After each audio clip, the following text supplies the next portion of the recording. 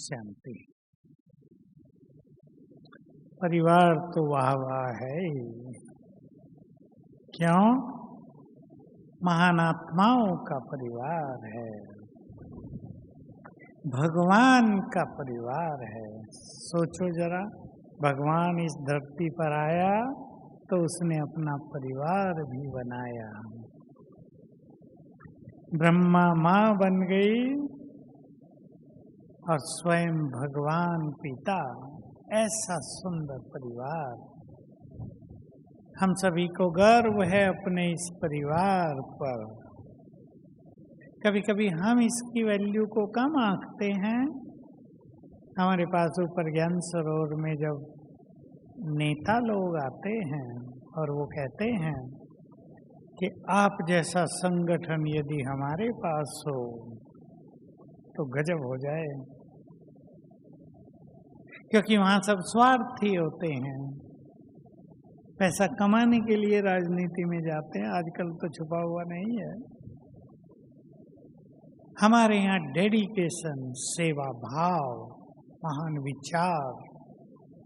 मैं यहाँ बैठ के सोच रहा था कि जो हमारा बाप वही टीचर बनकर आया, अपने परिवार को उसने संपूर्ण ज्ञान से संपन्न किया। सद्गुरु बनकर भी आया तो परिवार के ऊपर छत्र छाया बनकर रहा। एक बल दिया सारे परिवार को अपना। शास्त्रों में कहीं इसकी चर्चा नहीं है।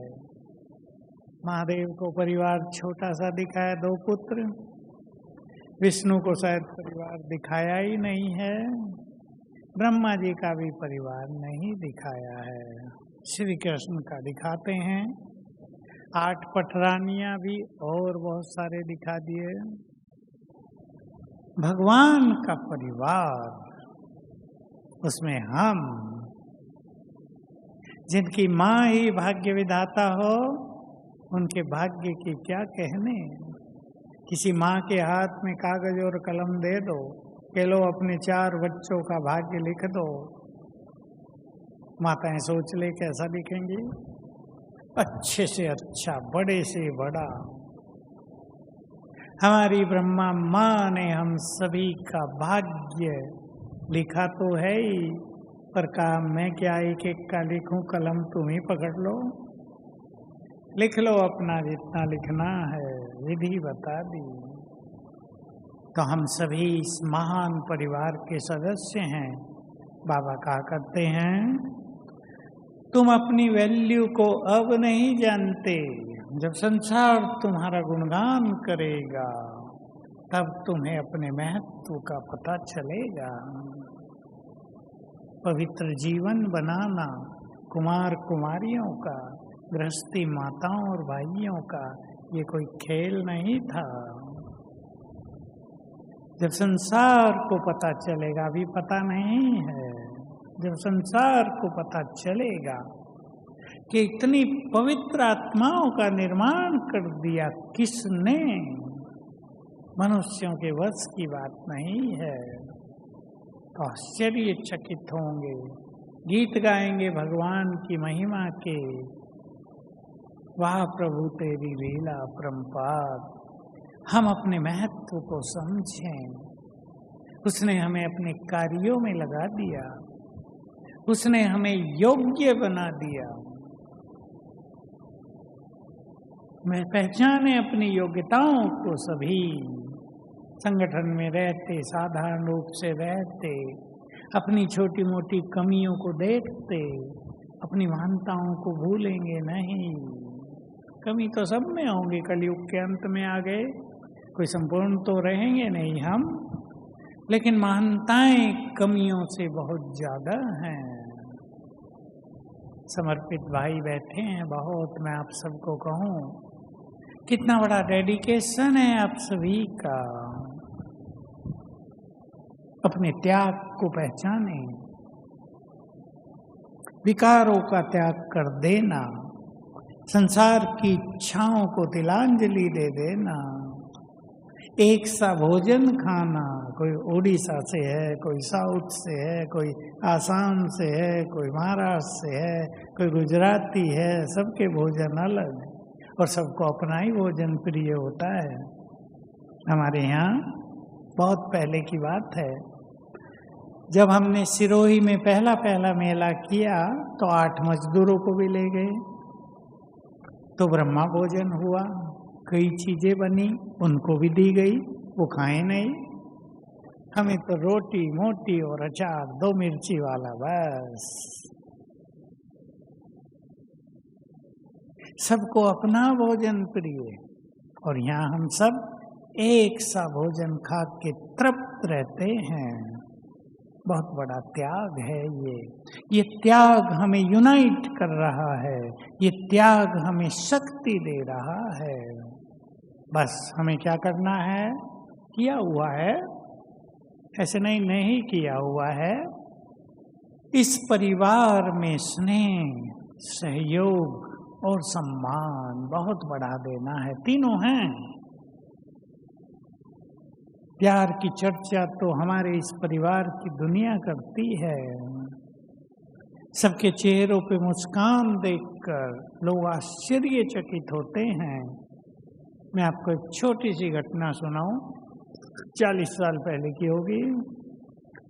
अहमदाबाद में एक साइकोलॉजी के प्रोफेसर ने ज्ञान लिया, 7 डेज कोर्स किया। उसको एक बात पर आश्चर्य था, क्या आप लोग ब्रह्मचर्य पालन करते हैं? ये मुझे कठिन लगता है, क्योंकि साइकोलॉजी के अनुसार ये सबसे कठिन काम है। उनके और सिद्धांत हैं। उसको बहनों ने कहा चलो माउंट आबू चलो और चर्चा कराओ। रहा वो 3 दिन यहाँ। उन दिनों किसी प्रोफेसर का आना बहुत बड़ी चीज थी हमारे यहाँ, साधारण सेवाएं होती थी। जब उसको अनुभव सुनाने के लिए कहा तो उसने स्टेज पर बैठकर क्या कहा, हमारे मनोविज्ञान में ये माना जाता है कि जो ब्रह्मचर्य पालन करेगा वो अपना दमन करता है, उसके चेहरे पे टेंशन की रेखाएं दिखाई देंगी। लेकिन यहाँ जब मैंने देखा सब मुस्कुरा रहे हैं, तो मैंने विचार किया कि मनोविज्ञान के सिद्धांत संपूर्ण सत्य नहीं हैं। फिर तो और प्रोफेसर आए।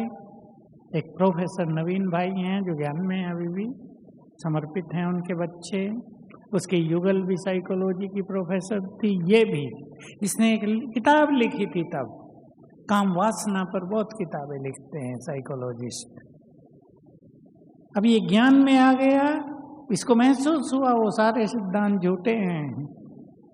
इसने उस किताब को रोक दिया, दूसरी लिखी।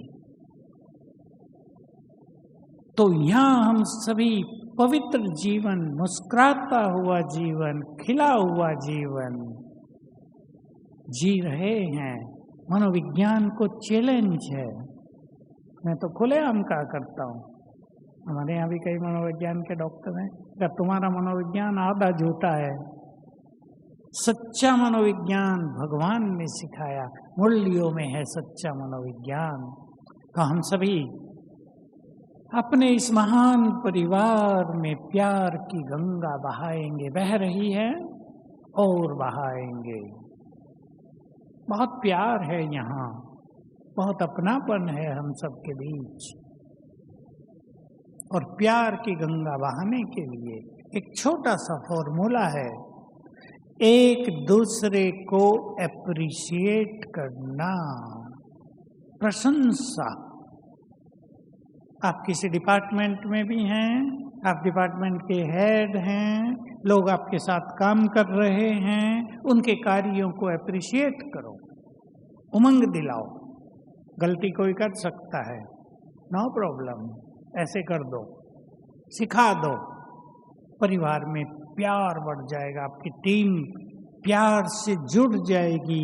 और जहाँ किसी टीम में प्यार बहुत होता है, वहाँ उसकी शक्ति डबल हो जाती है, वहाँ कार्यों में विघ्न बाधाएं नहीं आती हैं। तो सभी पहला काम ये करेंगे एक दूसरे के गुड फ्रेंड हैं और अच्छे फ्रेंड बन जाएं। सच्ची फ्रेंडशिप, एक दूसरे को आगे बढ़ाने वाले, एक दूसरे को मदद करने वाले, एक दूसरे को सहारा देने वाले, ऐसा लगे परिवार में ज्यादा नहीं सब एक हैं। देखो शांतिवन का परिवार तो सबसे बड़ा है, 700 तो समर्पित ही हैं, बाकी बहुत रहते हैं, 1200 लोग यहाँ सदाई रहते हैं। कितना बड़ा परिवार है। इसमें एक दूसरे के लिए गुणग्राहक दृष्टि, जब हम सभी सेवाओं में इकट्ठा रहते हैं तो सभी अपनी सेवाओं को इस तरह पूर्ण करें कि हमारी सेवाएं परफेक्ट हों, किसी की शिकायत नहीं, किसी को कुछ कहने का मौका न मिले। इससे संगठन और प्यार से भरपूर हो जाता है। सहयोग, सहयोग तो एक दूसरे को सब करते ही हैं, पर मैं सहयोग की एक दूसरी बात आप सबको कह रहा हूं, एक दूसरे को सिखाकर आगे बढ़ाना, सिखाना।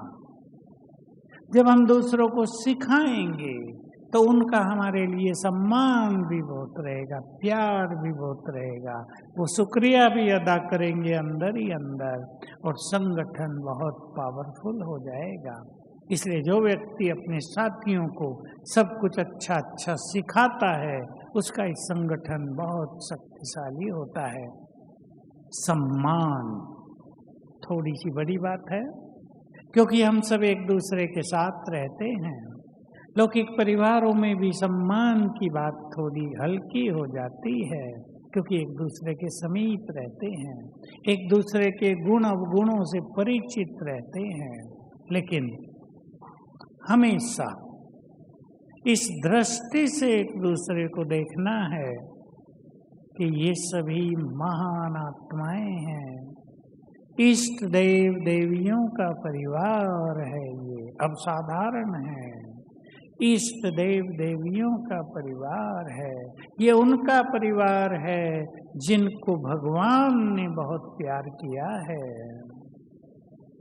जिन्हें भगवान प्यार करता है हम भी उन्हें प्यार करें। एक छोटी सी सच्ची घटना सुना देता हूँ। एक बार अव्यक्त बाप दादा से सभी मधुबन वालों का पर्सनल मुलाकात का प्रोग्राम बन गया। बाबा अच्छा टाइम दे रहे थे एक को। एक बहन मिलने के लिए आई। वो बहन बदनाम ज्यादा थी, लोग उसे फ्रीडम फाइटर ही कहते थे। अब सबके कान खड़े हो गए कि बाबा इससे क्या कहेगा, सबकी तो महिमा कर रहा था, उमंग दिला रहा था।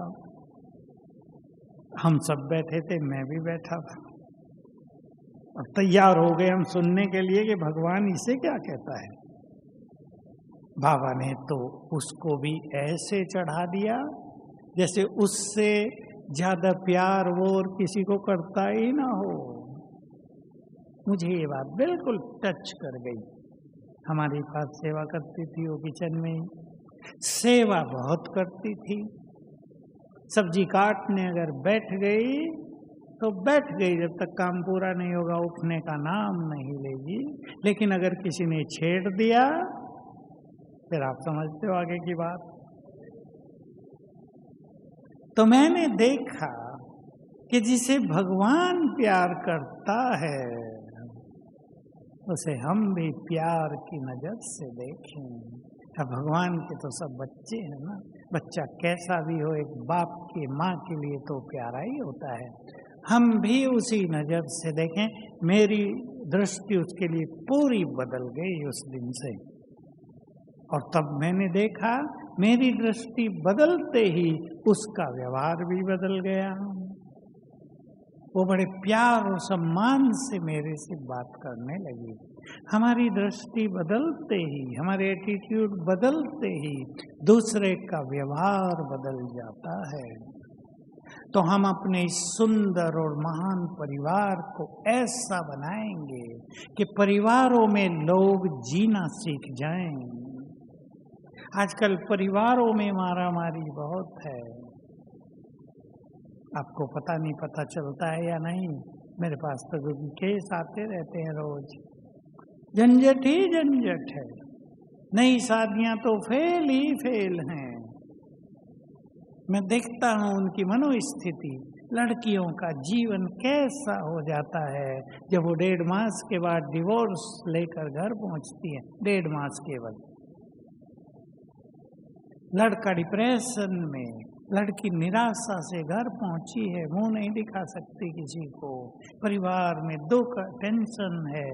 अब ये जो खुशियां थी 1.5 मास पहले, वो सब टेंशन और दुखों में बदल गया है। हम ऐसा एग्जाम्पल निर्माण करें, सभी लोग जीना सीख जाएं।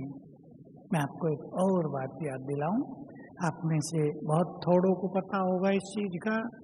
जगदीश भाई ने जब शरीर छोड़ा तो गुलजार दादी ने 3 बार भोग लगाया था बाबा को।